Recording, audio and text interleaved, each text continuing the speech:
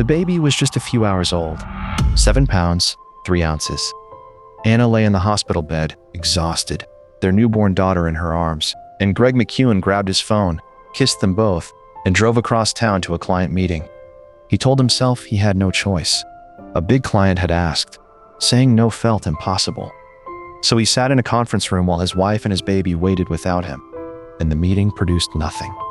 Not a deal, not a thank you.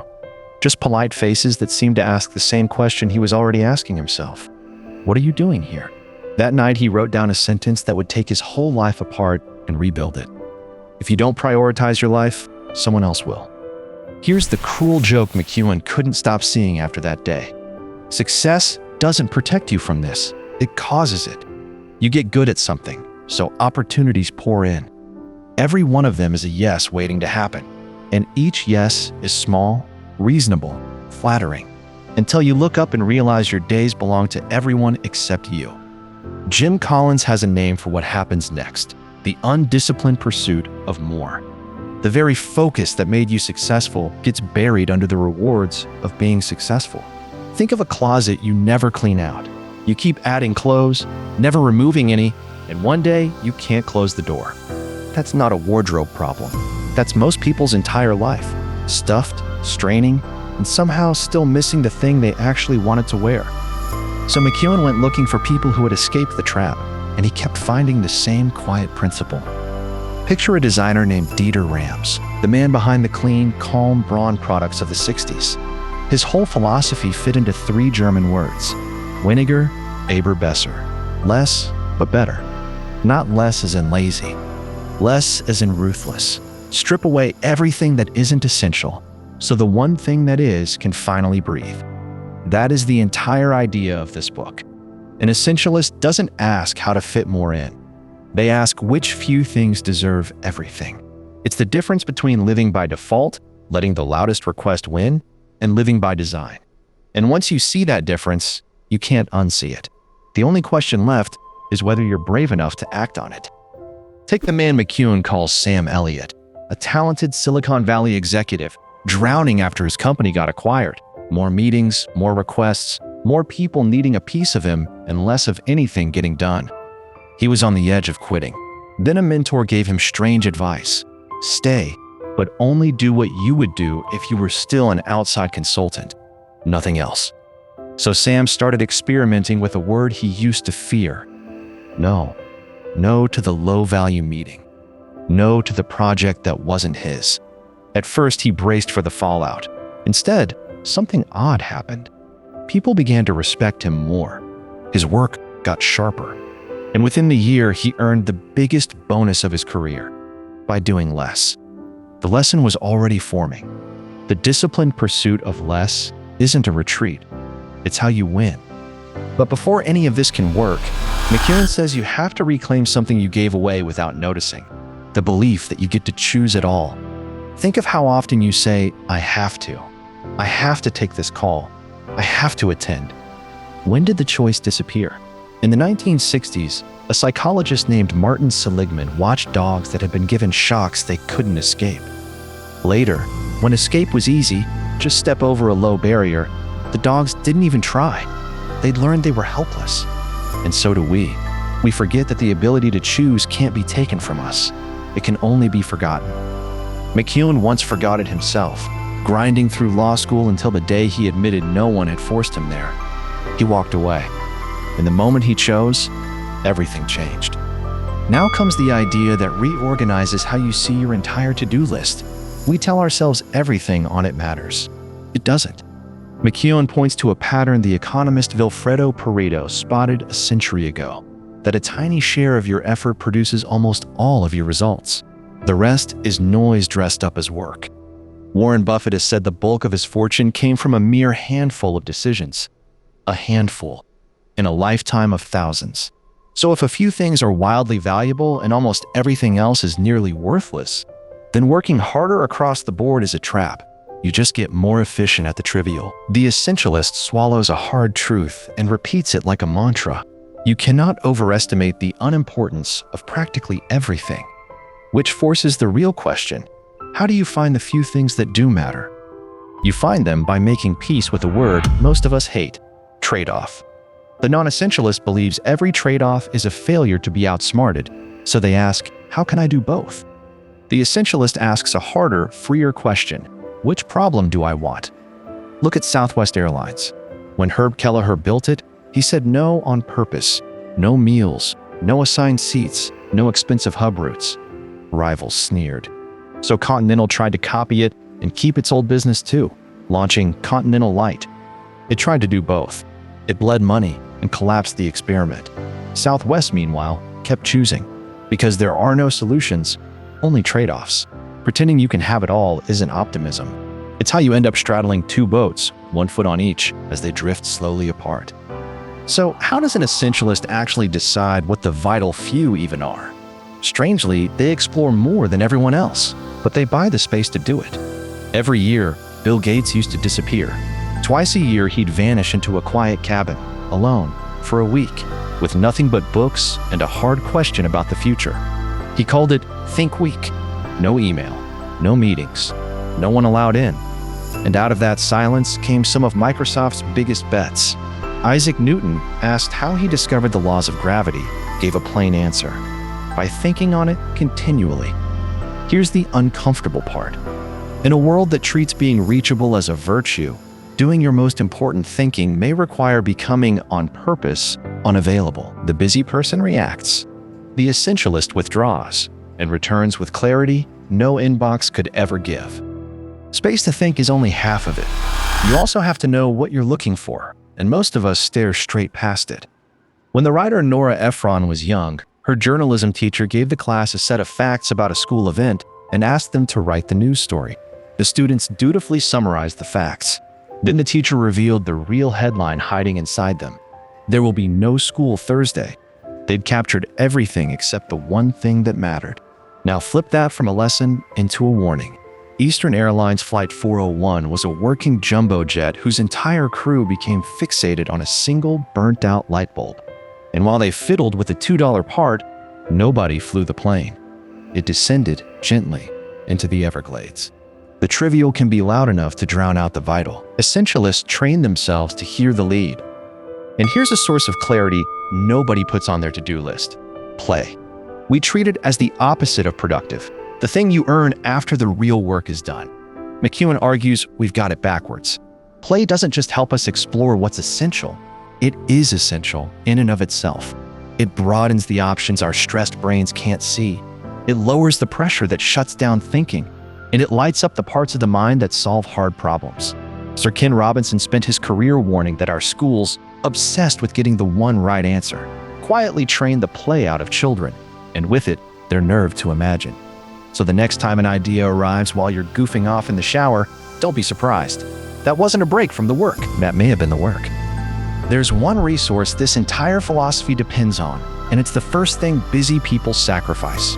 McKeown tells the story of a young leader he calls Jeff, a driven man running a fast-growing company, wearing his exhaustion like a badge, running on almost no sleep, until his body sent the invoice.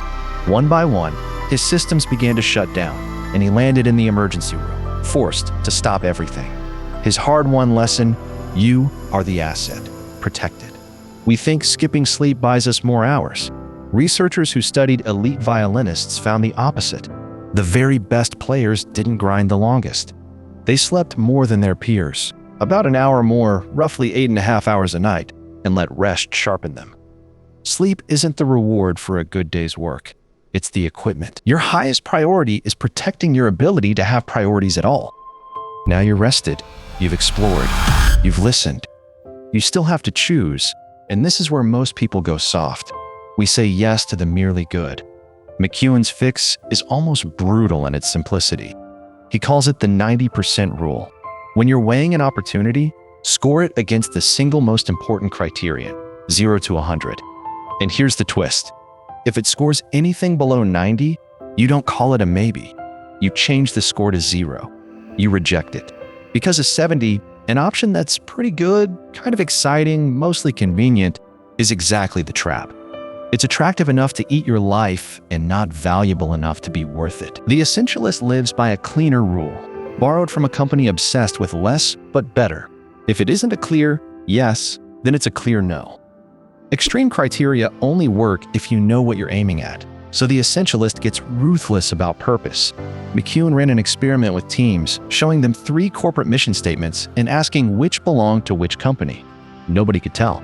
They were interchangeable fog, delivering value to stakeholders. Against that, look at how Martha Lane Fox led Britain's digital push. Her goal wasn't inspiring mush. It was concrete and almost reckless in its clarity. Get everyone in the UK online by the end of 2012. You could measure it. You could be wrong about it. That's what makes it powerful. McKeown calls this an essential intent, a single decision that settles 1,000 later decisions. Get the purpose specific enough, and 100 small daily arguments simply end. You already know the answer because you decided once on purpose. Which brings us to the hardest skill in the whole book, the one McKeown says most of us are quietly terrified of: saying no. Remember Rosa Parks, whose entire revolution began with a single, calm refusal to move. Now shrink that courage down to a Tuesday. Stephen Covey once took his young daughter Cynthia on a night out in San Francisco, just the 2 of them, a promise he'd made her. Midway through, a business associate invited him to an important dinner. Covey, in front of the man, said no, because he had a date with his daughter. The associate walked away thinking more of him, not less. That's the secret nobody believes until they try it. A graceful no earns respect, while a resentful yes quietly loses it. Separate the decision from the relationship. Say it warmly, but learn the slow yes and the quick no. Saying no to new requests is one battle. Here's the harder one: saying no to the things you already said yes to. Meet the Concorde, a supersonic jet that hemorrhaged money for years. Yet Britain and France kept funding it because they'd already spent so much they couldn't bear to stop. Economists call it the sunk cost trap. And it isn't just for governments. A man named Henry Gribbohm once blew his life savings, around $2,600, on a carnival game, chasing his losses, trying to win back what he'd already lost until it was all gone. We do this with jobs, projects, relationships. We stay because of what we've already put in. But the money, the years, they're gone either way. The only question that matters is the one an essentialist dares to ask. If I weren't already in this, would I choose to jump in today? So what do you do with all you've decided to cut? You edit, and McKeown says editing is the most underrated skill there is. A film editor never appears on screen, yet they make the movie, because a great film is defined by what ends up on the cutting room floor. Writers know this violence intimately. The advice passed down for generations is to kill your darlings, to delete the clever line you love because it doesn't serve the whole. There's even a clue buried in the word decision itself. Its Latin root means to cut, to kill off. Every real decision is an amputation of the alternatives. So an essentialist edits their life the way an editor cuts a film, condensing, correcting, and above all, subtracting, trusting that removing the good is exactly how you reveal the great.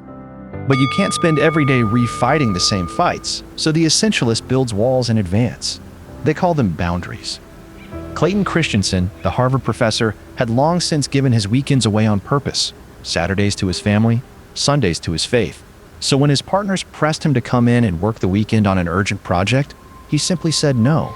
Sunday, he told them, he had given to God. And because he decided the rule once, ahead of time, he never had to refight it. That single boundary quietly made 1,000 future decisions for him. Now, picture children playing on a field with no fence, right beside a busy road. They cluster nervously in the middle, afraid to run. Put up a fence, and they explode outward, using every inch, because now they know where the danger is. Boundaries feel like restriction. They're the opposite. A limit is what finally lets you play full out. No, McKeown reminds us, can be a complete sentence. Now for the last movement, making the essential almost effortless to actually do. It starts with a word we've been taught to see as weakness: slack. In the old story, Joseph interprets Pharaoh's dream of 7 fat years, followed by 7 of famine. And instead of celebrating the good years, he spends them storing grain. When the famine comes, Egypt is the only nation ready. That's a buffer. Compare 2 teams racing to the South Pole. Roald Amundsen overprepared obsessively. Extra supplies, backup routes, margin for disaster, and reached the pole and came home. Robert Scott cut it thin, gambled on good conditions, and he and his men died on the ice. Reality always brings friction you didn't plan for. So the essentialist plans for it. McKeown's blunt rule of thumb is to take your time estimate and add 50%. Build the buffer before you need it. Then, instead of pushing yourself harder, do something counterintuitive. Look for what's slowing everything down and remove it. McKeown borrows a scene from the business novel The Goal. A troop of Boy Scouts is hiking, but the line keeps stretching apart because one heavy, slow boy named Herbie sets the real pace no matter how fast the others walk. The leader's insight is that the whole group can only move as fast as its slowest point, the constraint. So he doesn't yell at the fast kids to hurry. He lightens Herbie's pack and moves him to the front. Suddenly, the entire line speeds up. Your life has a Herbie too, the one bottleneck quietly capping everything else. The essentialist doesn't add more effort on top. They find the slowest hiker and they take the weight off.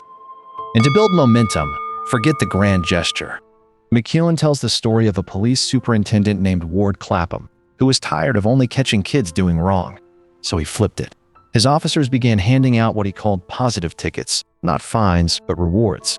Caught in the act of doing something good, redeemable for a movie or a game. It sounds trivial. The result wasn't. Youth reoffending in his district fell from around 60% to 8%. Because nothing motivates a human being like visible progress, the sense of moving forward, however small. So the essentialist doesn't wait for the massive breakthrough. They aim for the smallest possible win, celebrate it, and let it compound. Done, McKeown says, is better than perfect. A tiny stone rolled today starts an avalanche you couldn't have pushed by force. Here's the quiet genius that ties it together. Routine. Before every race, the swimmer Michael Phelps ran the exact same sequence. The same stretches, the same music, the same warm-up, down to the minute. His coach called it watching the videotape. Phelps had rehearsed the perfect race in his mind so many times that his body simply played it back. When the pressure was highest, he didn't rely on willpower or nerve.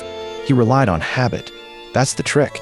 Willpower is a battery that drains all day, but a routine costs nothing. The essential thing just happens, on rails, whether or not you feel like it. So the essentialist designs their defaults. They make the right thing the easy thing, done without a fight, so that discipline stops being a daily struggle and becomes, at last, who they are. All of it comes down to a single question you can ask in any moment.